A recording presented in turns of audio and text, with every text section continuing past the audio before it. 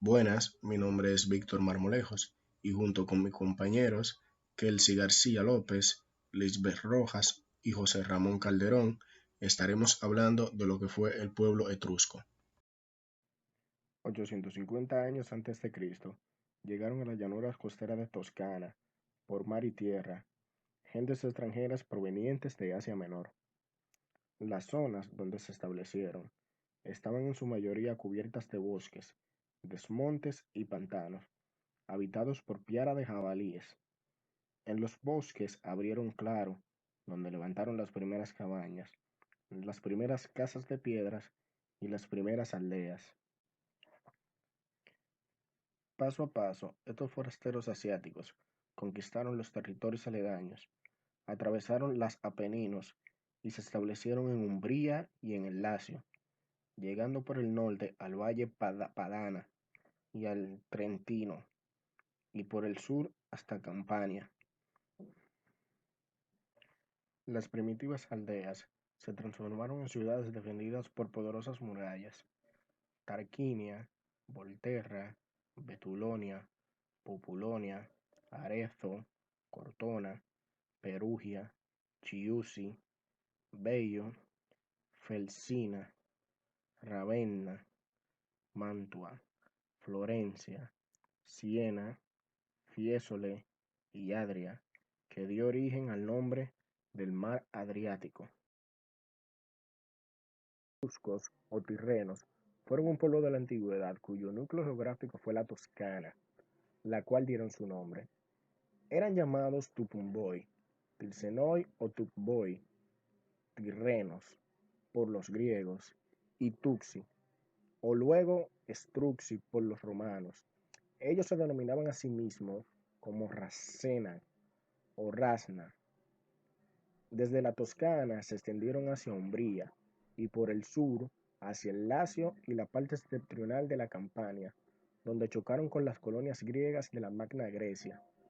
Hacia el norte de la península itálica ocuparon la zona alrededor del valle del río Po, en las actuales regiones de Emilia-Romagna, Lombardía y la parte sur del Véneto. Probablemente en sus orígenes los etruscos eran piratas. Al establecerse en Italia, aprovecharon su habilidad de navegantes para recorrer con sus navíos mercantes todo el Tirreno, mar que tomó el nombre de los etruscos, conocido también como tirrenos.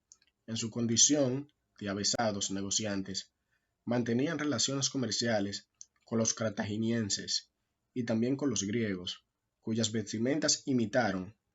Llegaron a los puertos de España, las Baleares y de Asia Menor. Extendían su cultura de manera natural y se replegaban a la menor amenaza.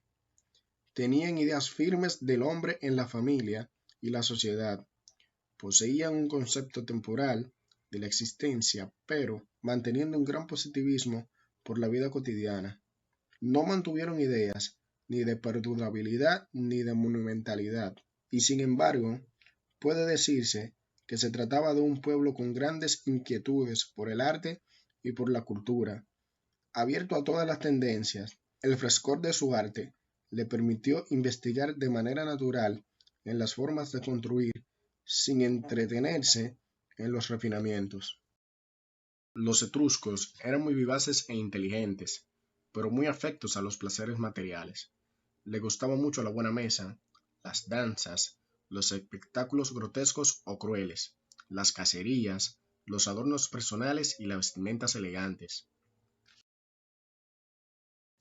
El pueblo etrusco se organizó políticamente en confederaciones de 12 ciudades-estados y se gobernó por una monarquía oligárquica de principados independientes, que no constituyó un imperio ni albergó nunca la idea de ello.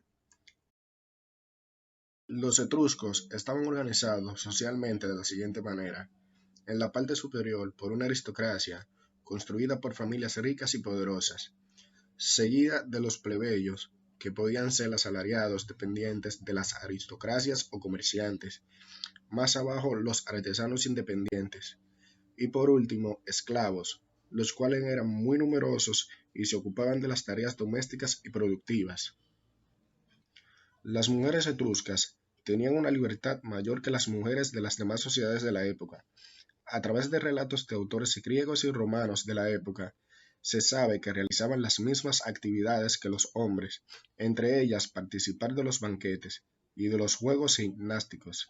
Incluso podrían dar su nombre a los hijos, es decir, que los linajes en ocasiones eran matrilineales. Los etruscos eran politeístas. Sus dioses recibieron la influencia de sus vecinos griegos y a su vez influyeron sobre los romanos.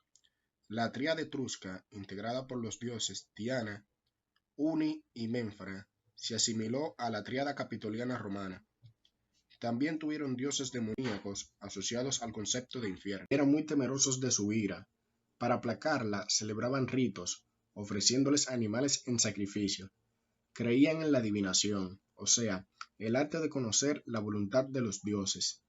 Tenían un gran respeto por los muertos, a los cuales daban sepulturas en aposentos subterráneos, muy espaciosos y maravillosamente decorados.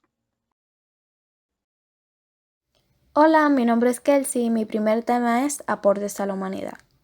Los etruscos dejaron muchos escritos sobre lápidas sepulcrales, tablillas, copas y vasos. Todo lo que se sabe de esa civilización ha sido gracias a todas las tumbas que dejaron. Emplearon el mismo alfabeto que los griegos. Sin embargo, son considerablemente diferentes y hasta ahora solamente un centenar de ellas pudo ser descifrado. Las inscripciones que se han encontrado son funerarias y solamente citan el nombre del difunto, la edad, sus funciones y algunos verbos y sustantivos. Esto ha hecho más difícil la tarea de descifrar la lengua etrusca. Los textos más largos descubiertos son la venda de la momia del Museo de Zagreb, con 1500 palabras. Contiene el calendario de un ritual público. Aquí podemos ver 2 fotos de esta venda. La teja de arcilla de Capua, actualmente en Berlín, con 600 palabras. Son prescripciones sacadas de un ritual de enterramiento. Otro aporte que podemos destacar es que la civilización etrusca tuvo un papel fundamental en la consolidación de la cultura y la sociedad romana. Sus aportaciones trascienden a casi todos los aspectos de la vida. Asimismo, debido a su contacto con los griegos, los etruscos adquirieron un alto grado de refinamiento que a su vez transmitieron a Roma. Los romanos adoptaron muchos aspectos de la arquitectura, como el arco y la bóveda, las murallas, puertas y sistemas de saneamiento en la ciudad etrusca, algunos aspectos religiosos, la música, entre otros. Uno de los ejemplos en donde más podemos notar las similitudes entre la civilización etrusca y la sociedad romana es en el caso de las viviendas. Las primeras viviendas romanas surgen gracias a las viviendas etruscas, como podemos ver en estas imágenes, que tienen muchas similitudes. Más adelante yo estaré explicando acerca de las viviendas etruscas. Características fundamentales de su arquitectura. No inventan nada, pero aportan su originalidad en el uso de los elementos constructivos. Simplicidad de líneas y robustez. Dominan el carácter funerario. Defienden sus ciudades con murallones y puertas fortificadas. Desarrollan grandemente la arquitectura civil, cloacas y canales. Emplean como materiales constructivos la piedra, la madera y los ladrillos. Usan el arco y la bóveda.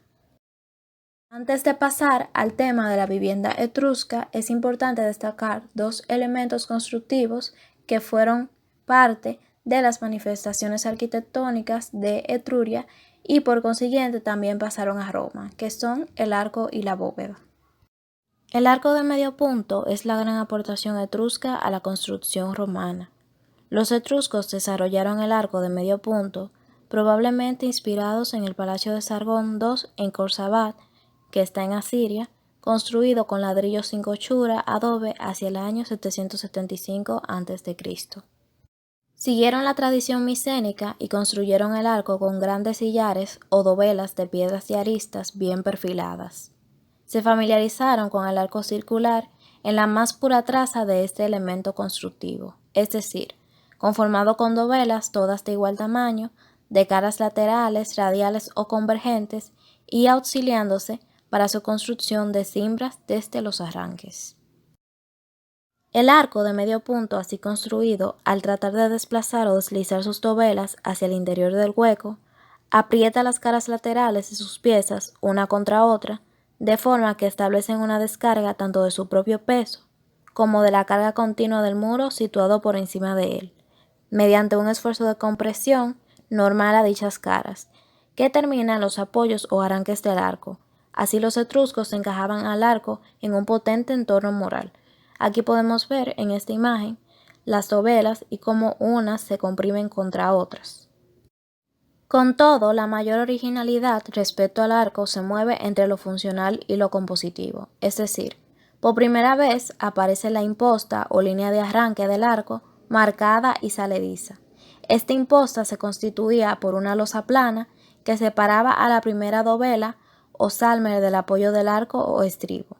Además, ese saliente que constituía la imposta se usaba para apoyar la cimbra de madera de la que se servían como medio auxiliar para la construcción del arco. En esta imagen de un arco podemos ver la señalización de lo que es la imposta.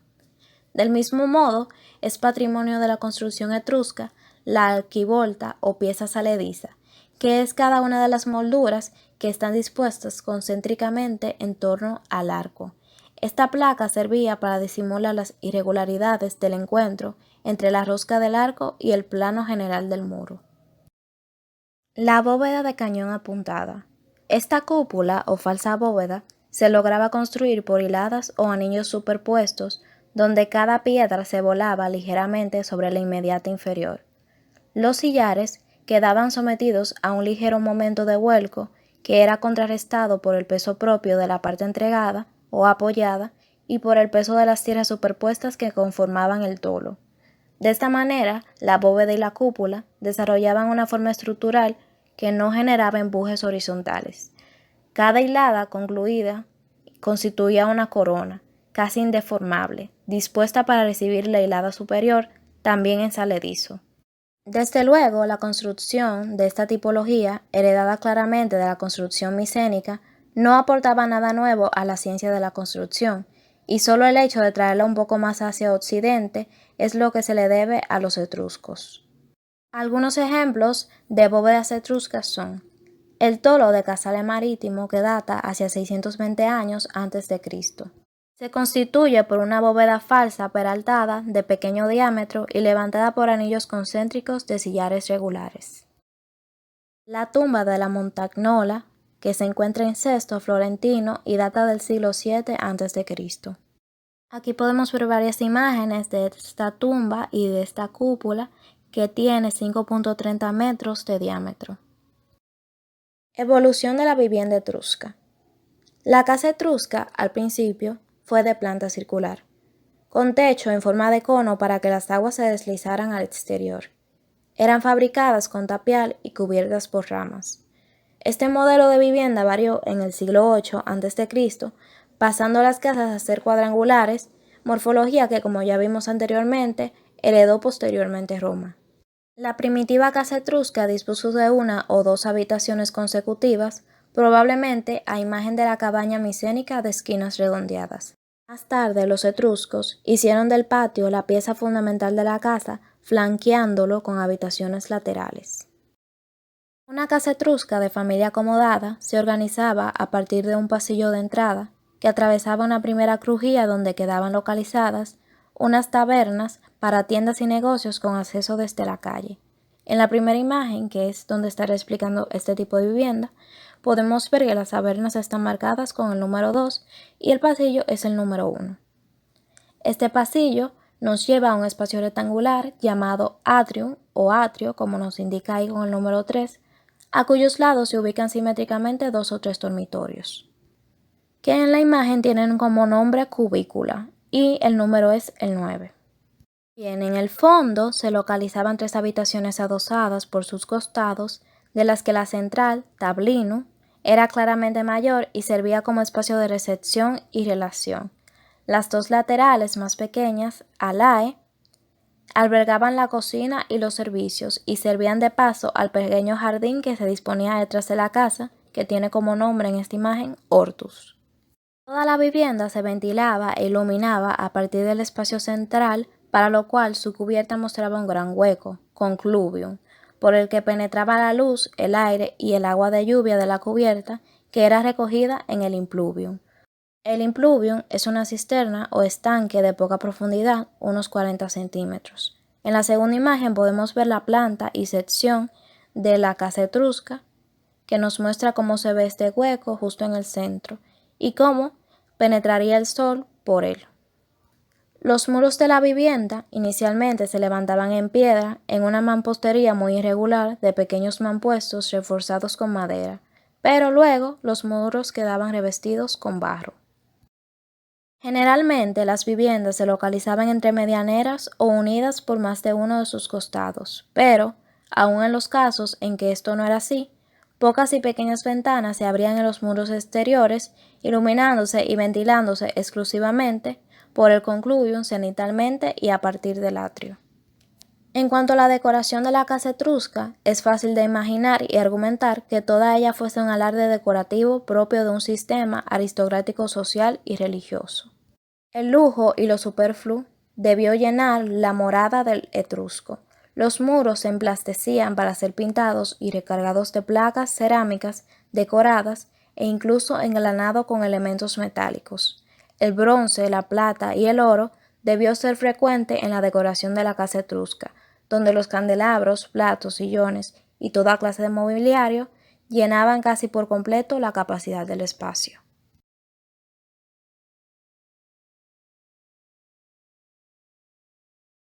Mi nombre es Lisbeth y yo les estaré hablando de las manifestaciones arquitectónicas de la civilización de Etruria. La piedra fue el material básico empleado por los etruscos en su arquitectura, y aunque de mala calidad, la usaron como refuerzo para basamentos y otras construcciones. El mármol no fue usado y la madera fue útil para las cubiertas. Asimismo, se usaron las tapias y el ladrillo cocido. A pesar de que en esta arquitectura se usaron estructuras adinteladas, las formas mayoritariamente usadas fueron la bóveda y el arco. La columna fue el soporte básico y no tiene partes fijas. Está relacionada con la columna dórica y dio lugar a la columna toscana. Los capiteles fueron hechos con libertad y sin formas definidas. Con frecuencia los templos fueron recubiertos con placas de terracota y también se empleó la policromía. Los etruscos mantenían fuertes creencias de ultratumba y por ello reconocían en la tumba el hogar perenne de la familia y la entendían como la casa de los muertos, en la que debían reflejar el nivel socioeconómico de la familia. Por ello, la tumba se adornaba con aperos y utensilios de la casa, además de dotarlas de ricos vasos de traza o procedencia griega y orientales. También la decoraban con magníficas pinturas que reflejaban escenas de caza, banquetes familiares y otras tantas que recordaban al difunto su nivel social y familiar. Ya en tiempo de expansión cultural se alternaron la tumba en tolo y túmulo, con la tumba excavada o tallada en la roca. El tolo fue la tumba propia del norte de Etruria, en tanto que la tumba excavada en la roca lo fue del sur, en razón del tipo de suelo. El tolo etrusco es una construcción semienterrada de planta circular, levantado con sillares de piedra caliza blanda o tufo, bien labrados y escuadrados. Estos anillos de sillería se alzaban con escasa altura sobre cimentaciones y plataformas pétreas cuadradas, bien dotadas. El tolo tomó grandes espesores en sus muros de arranque y se cubrió por una falsa cúpula sobre la que se situaba un túmulo o montículo artificial. Dentro de este anillo se abrían las galerías de enterramiento, pudiendo en cada tolo haber una o varias tumbas, del mismo modo que cada tumba podía disponer de una o varias cámaras. Las tumbas de corredor estaban constituidas por un estrecho pasillo cubierto con falsa bóveda. A mitad de este se abría un pequeño vestíbulo que daba acceso a dos salas laterales que quedaban localizadas una a cada lado del citado corredor, de modo que sus puertas quedaban perfectamente enfrentadas. Al fondo del mencionado pasillo se disponía una tercera cámara funeraria, que aunque también era pequeña, alojaría al propietario o al difunto más importante. Esta última estancia solía cubrirse con cúpula y túmulo. El corredor se coronaba con una falsa bóveda apuntada y las salas se cubrían con cúpulas a modo de falsa bóveda de directriz parabólica. En algunos casos, la situación de inseguridad mecánica les llevó a colocar un pilar en el centro del espacio, levantado en fábrica de piedra perfectamente aparejada y aglomerada, para sostener el peso de la clave. Con ello, la cubrición en cúpula podría mantener algún interés formal y, desde luego, ninguno desde el punto de vista constructivo. El tolo, como primitiva construcción funeraria, fue abandonado pronto para dejar paso al hipogeo o mausoleo rupestre abierto en las laderas de las colinas, al que se accedía directamente o a través de un corto pasillo. Las puertas adinteladas, de paso de una sala a otra, las cuales se adornaban o rodeaban de un listel saledizo o baquetón tórico, que a modo de alfiz recorría el parámetro dibujando el hueco y marcando el alargamiento de la entrega del dintel. Inicialmente, este recercado decorativo mostraba en los alargamientos del dintel cierto aire jónico, pero más tarde perdió la forma curvada para presentarse más rotundo y ortogonal. Esta tipología de tumbas excavadas o talladas en piedra suelen datarse entre los siglos VI y V a.C., y aunque es frecuente que se caractericen como de tumbas cuya planta dispone de una sola cámara, muchas de ellas tomaron como planta la forma T, de manera que tras un amplio corredor se desembocaba en un amplio vestíbulo. En ocasiones, este espacio se ventilaba cenitalmente y por ello se definió como atrio, y en torno al mismo se disponían hasta 7 cubículos o locales. 3 de ellos se alineaban en el fondo opuesto a la llegada del corredor y los otros 4 se emplazaban, de 2 en 2, a uno y otro costado de dicho vestíbulo. El templo es la construcción etrusca que más se separa de la arquitectura griega, o al menos del templo griego de la etapa helénica. Se manifestó claramente como un edificio unidireccional y frontal de única fachada, pues sus alzados laterales no fueron tratados más que como costados. La planta que se ha generalizado del templo etrusco puede encontrar como prototipo la que disponía el templo de Juno Sóspita en Lanuvium, donde una doble fila tetrástila de columnas componían el pronaos que ocupaba casi la mitad de la planta y presidía al conjunto compuesto por 3 celias iguales que se alineaban sobre el muro del fondo. De esta tipología de triple celia se nos ofrecen también el templo de Belvedere en Orvieto y el de Júpiter Capitolino en Roma. Este último fue el más grande de todos los templos etruscos. No obstante, los etruscos no levantaron sus templos bajo un modelo de planta única. Por el contrario, es difícil encontrar 2 templos que puedan definirse como pertenecientes a un mismo tipo, y aunque siempre se dotó de un amplio pronaos, construyeron templos de una sola celia, con la misma frecuencia que lo dotaran de 3 celias para divinidades distintas. Las características principales de los templos etruscos fueron las dimensiones que tomaba el pronaos, que había aumentado sus proporciones respecto a la celia, y la pesada cubierta con sus grandes aleros. El templo etrusco, sin ser una construcción con intención o vocación de verticalidad, transmitió este deseo, con su podio, al templo romano, que la potenciaría de manera definitiva. Se remontó o colocó sobre el citado podio y para acceder a este antepuso una amplia escalinata con la que remarcaba su deseo de manifestarse como un edificio de fachada única o principal, ocultando al máximo su trasera y, como acabamos de señalar, desvitalizando sus alzados laterales. Buenas tardes, mi nombre es José Ramón Calderón y les voy a hablar sobre las obras destacadas como los templos y las tumbas de la ciudad etrusca, las murallas y las puertas de la misma, la actividad constructiva del pueblo etrusco y de la pintura y la escultura de la ciudad etrusca. Empezando por el primer templo, llamado el Santuario Portonacio de Minerva, fue el primer templo de tipo etrusco, erigido en Etruria alrededor del año 510 a.C. La reconstrucción propuesta para ella en el año 1993 por Giovanni Colonna junto con Germano Foglia presentan una construcción cuadrada de 18 metros, sobre un podio bajo aproximadamente de 1.8 metros, considerando la cimentación de 29 centímetros, y esta está dividida en un pronaos con dos columnas que componen la fachada entre entradas de 7.3 metros de profundidad y un grupo en la parte posterior formado por tres cerdas adyacentes de 9.1 metros de profundidad. Las columnas de 6.4 metros estaban hechas de toba etruscada, al igual que las paredes, que en el interior de los pronaos estaban decoradas con varias pinturas sobre paneles de arcilla. El techo era de madera cubierto con terracota policromada. La terracota se colocó a través de un refinado sistema de abreviaturas silábicas y se integraron con inserciones de bronce y una generosa profusión de inserciones de plástico, en su mayoría modeladas a manos, entre las que destacan una espléndida serie de grandes antefijas o coberturas de juntas, con las cabezas de górgonas, menades y sátiros, los cuales eran criaturas mitológicas de la mitología griega. El templo etrusco de Belvedere en Orvieto, data de algún tiempo entre el siglo V y VI a.C. Era un edificio de culto, probablemente vinculado al inframundo, según lo revelado por algunas estructuras excavadas y un negro florero barnizado con una pintura dedicada a Tinia. En la mitología etrusca, Tinia o Tin era el más alto dios de los cielos.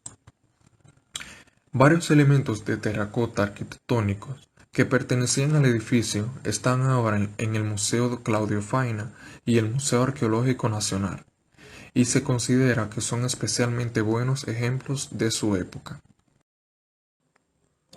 Otras obras destacadas de la ciudad etruria fueron las tumbas, empezando con la tumba de los toros. La tumba cuenta con 3 cámaras, la principal casi cuadrada y 2 rectángulos menores abierta en la pared del fondo. La decoración es sobria y se limita a los 3 frontones de las 3 estancias, con los habituales frisos a base de bandas superpuestas de color y un friso figurado. La entrada a la tumba conduce a la cámara principal. La pared trasera de la cámara principal está opuesta a la entrada y contiene 2 puertas que conducen a otras 2 cámaras. Frescos con animales de colores brillantes adornan las áreas a 2 aguas en la parte superior de las paredes delantera y trasera de la cámara. Estos incluyen toros, pájaros, hipocampos, una pantera, un león y una cabra. La pared trasera de la cámara principal es la única pared con frescos pintados debajo del frontón. Siguiendo con las tumbas de la ciudad etrusca, aquí tenemos la tumba de los relieves, la cual es una tumba etrusca tipo túmulo en hipogeo. Hipogeo es el nombre que se le da a las galerías subterráneas o pasajes excavados con funciones funerarias. La tumba de los relieves data del siglo IV a.C. Esta fue descubierta en la necrópolis de la Banditascia en Cerveteri. Como indican las inscripciones, la tumba perteneció a la familia de los Matunas. Es accesible por un largo dromos que desemboca en un vasto vestíbulo, cuyo techo está sostenido por 2 columnas con capitel eólico. Conservan todos los ajuares, los objetos que acompañaban a los difuntos están colgados en la pared y los frescos están bien conservados. Consta de 13 nichos funerarios dobles de color rojo y un saliente tallado con espacio suplementario para 34 cadáveres. Los bajos relieves de Tusco representan diversos objetos como armas, objetos de cultos o de la vida cotidiana de los etruscos, como honda, carro, armero con cuchillo, hacha, machetes, espetones, tenazas, pinza, bolsa de cuero y cayado de pastor. La tumba de la flagelación. Es una tumba etrusca en la necrópolis de Monterozzi cerca de Tarquini en Italia. La tumba tiene una habitación. Bailarines como músicos y un boxeador desnudo aparecen pintados en las paredes, lo que sugiere influencias del culto de Dionisio. En el muro opuesto a la entrada, dos de estas figuras están separadas por una puerta falsa pintada en la pared. En el muro de la derecha son visibles dos escenas eróticas. La de la izquierda muestra a dos hombres que probablemente están manteniendo relaciones sexuales con la mujer que se encuentra entre ellos. La escena de la derecha muestra a una mujer inclinándose sobre las caderas de un hombre barbudo que le está azotando con la mano plana. Probablemente la mujer realiza una felación, aunque los daños en el dibujo dificultan confirmarlo. Otro hombre está sin barba, se mantiene un poco alejado a la izquierda con una mano apoyada en la nalga de la mujer y una vara en la otra. La flagelación puede ser de naturaleza ritual. Escenas similares tenían en la época un propósito apotropaico, es decir, protector contra el mal. También se considera como un medio para afirmar la vida, en un claro contraste con el simbolismo de la muerte. Junto con los frescos de la tumba de los toros, estos frescos son ejemplo de la relativamente poco frecuente representación de las escenas sexuales explícitas en el arte etrusco. La ciudad etrusca. La forma de ciudad etrusca no podía ser otra que la amurallada, pero la razón de ello no hay que adjudicársela a la personalidad de este pueblo, que aunque fue un pueblo tachado de bárbaro y libertino, fue por el contrario un pueblo amante del arte, que no se preocupó de componer y sostener un ejército, que no tuvo deseo de expansión y que fácilmente se replegaba y buscaba acuerdos y alianzas. Por ello, la muralla etrusca a tenerse como puramente defensiva, pero incapaz de soportar grandes embates. Recordemos que el suelo era rico en todos los metales que por aquel entonces tenían utilidad, y que el tema que mayor fruto daría al investigador sería el estudio de la agricultura y más concretamente el del cultivo de cereales. Se trataba pues de un pueblo apegado a su tierra, pero con un claro sentido de la vida y de la libertad. Los romanos decían que no eran amigos de los fenicios por piratas, ni de los cartagineses por brutos, y ni de los etruscos por degenerados. La razón de la ciudad amurallada en los etruscos se debe o es consustancial a sus propias raíces o procedencia. Si procedían de Asia Menor, porque este fue el modelo de la ciudad que allí floreció. Si descendían de los Pelasgos, porque el muro y la cerca habían sido elementos fundamentales que marcaban la territorialidad de su entorno. Y si tenían como modelo a la ciudad griega micénica, porque así rendían tributo a la construcción que tenían como patrón. De todas formas, todo está por investigarse y poco se puede aún argumentar de la ciudad etrusca. Pero lo que sí parece seguro fue que eligieron muy bien sus asentamientos y como consecuencias sus ciudades son ciudades actuales de la Italia actual, o sea, de la actual Italia de hoy. Todas fueron devastadas para servir de emplazamientos a las ciudades romanas y medievales. De esta manera ha sido imposible removerlas por la investigación arqueológica. Las ciudades alcanzaron con el mayor grado de desarrollo y fueron Tarquinia, Chaere, Bulci y Veyes, y constituían el taller de Roma y de Etruria. Otras ciudades etruscas tardías de la mitad del siglo V del año 450 a.C. son Cortona. Las murallas y las puertas de las ciudades etruscas. Los etruscos construyeron sus murallas bajo el modelo micénico, pero con los mismos planteamientos de improvisación que les caracterizaban. Las primeras fueron construidas mediante una mampostería poligonal ligeramente aglomerada, siempre con piedra local, pero pronto ellos pasaron a levantarlas de fábrica de ladrillo. Se trataba de un ladrillo secado al sol o de muy poca cochura, con grandes dimensiones en su tabla, casi cuadrado y de poco espesor. Con todo ello resultaba una fábrica muy seria y compacta. Resto de ellas, muy fragmentadas, son de las pocas cosas de origen etrusco, la cual aún podemos ver en distintas ciudades de la Toscana y que son ciudades que hoy se definen como medievales. De la manera que decimos la podemos observar en la muralla de Perusia. Hacia el final del siglo III a.C., los etruscos decidieron fortalecer y emblematizar las puertas de entrada de sus ciudades. Esto llevó consigo una mejora cualitativa en las fábricas de las murallas, que ahora se construyeron con una sillería muy bien labrada. Al menos en un amplio entorno de las puertas, los sillares se encuadraban perfectamente en todas sus caras y mantenían aristas vivas. Y aunque no tenían igual altura ni dimensión, se componían o se concertaban de manera que conformaban hiladas horizontales. Se trataba de una fábrica a hueso y enripiada con laja. Las puertas de la ciudad etrusca. Pues bien, el arco medio punto hacia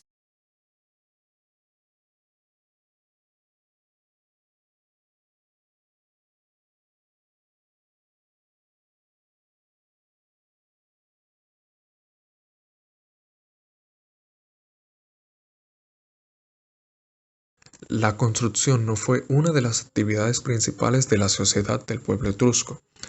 No debieron ni el arquitecto ni el constructor obtener reconocimientos que les mantuviesen en puestos preferenciales de la vida social, sobre todo porque no vinieron maestros constructores de otro lugar, en tanto que sí vinieron escultores y pintores.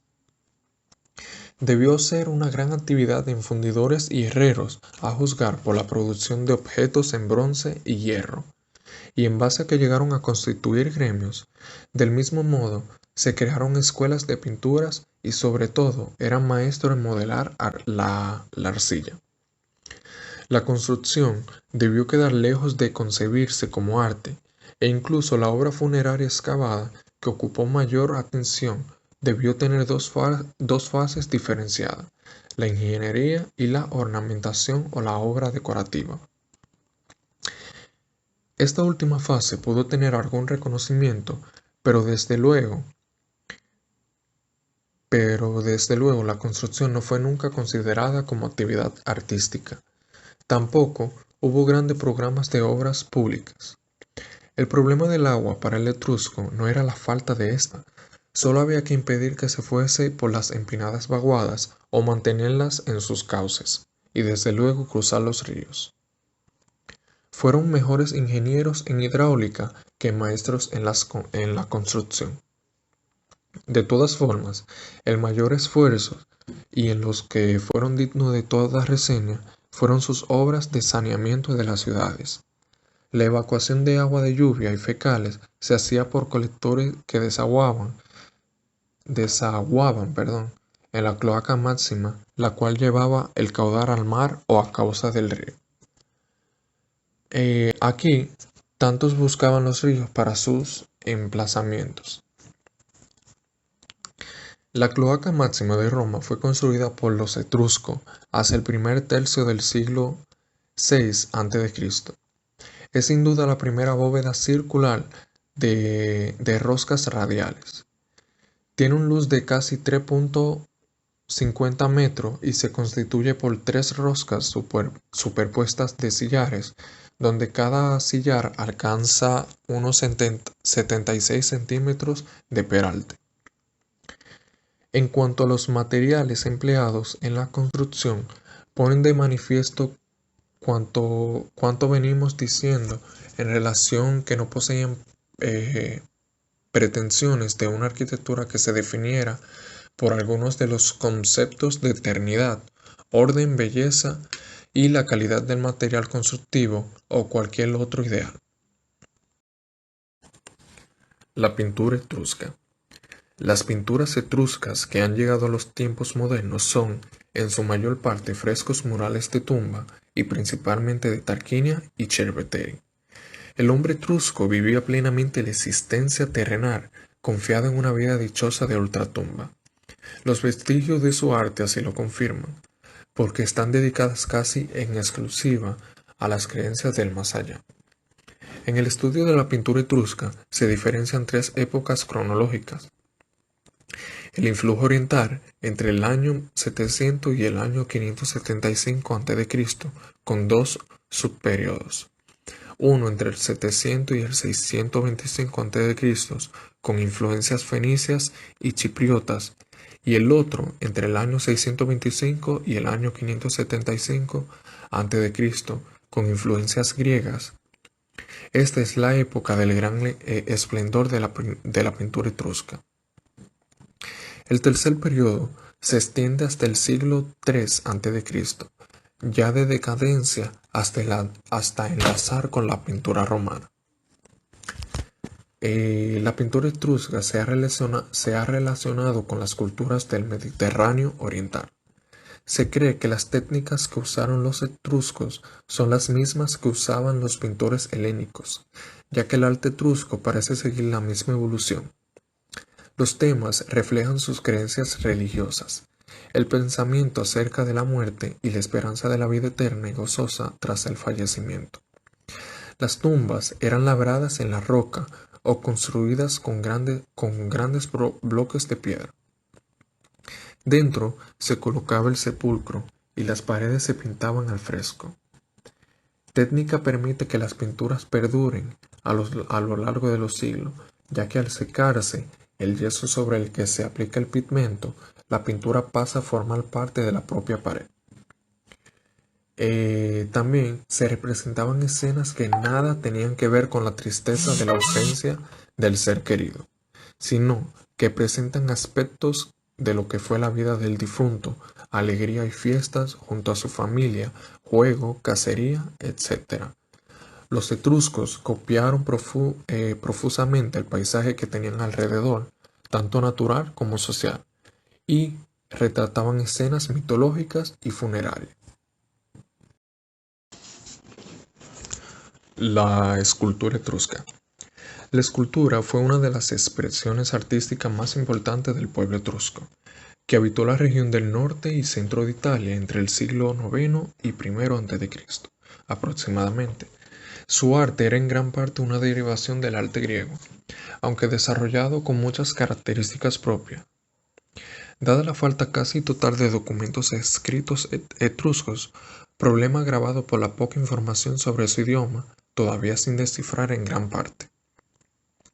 Es en su arte donde se encuentran las claves para la reconstrucción de su historia, aunque las crónicas griegas y romanas sean también de gran ayuda. Como su cultura en general, la escultura etrusca tiene muchos aspectos oscuros para los estudiosos, siendo objeto de controversia y que obligan a proponer sus interpretaciones siempre con carácter provisional. Pero el consenso es que fue parte del legado más importante y original del arte italiano e incluso contribuyó significativamente a la formación inicial de las tradiciones artísticas de la antigua Roma. La visión de la escultura etrusca como un todo homogéneo es errónea, habiendo importantes variaciones tanto regionales como temporales. Ejecutaron piezas en terracota, toba, la cual era una caliza muy porosa, también en barro, bronce y metal. Desarrollaron piezas de joyería en oro, plata y marfil y una cerámica negra llamada buchero. Esta estaba fuertemente influida por la escultura griega, aunque no llegó jamás al mismo nivel de armonía y perfección, pero presenta características particulares como el naturalismo en los rostros, que luego fue transmitido a los romanos. El busto etrusco en bronce fundido no idealiza a la persona retratada, más bien capta las características propias de cada individuo. Como todas las expresiones artísticas, la escultura era también de carácter religioso y funerario. En las urnas aparecen figuras con elementos anatómicos del muerto, y más tarde en los sarcófagos aparecen figuras en tamaño real que surgen. Estas están reclinadas sobre la tapa, como si se tratase de un lecho o yacientes. Los rostros muestran influencia de la escultura arcaica griega, pero no en lugar de utilizar la piedra, emplearon materiales más blandos que permiten una modulación más elástica, fluida y redondeada. También Los ojos almendrados y ligeramente oblicuos de las estatuas son un elemento característico de los etruscos. Esta fue nuestra exposición. Gracias por su atención.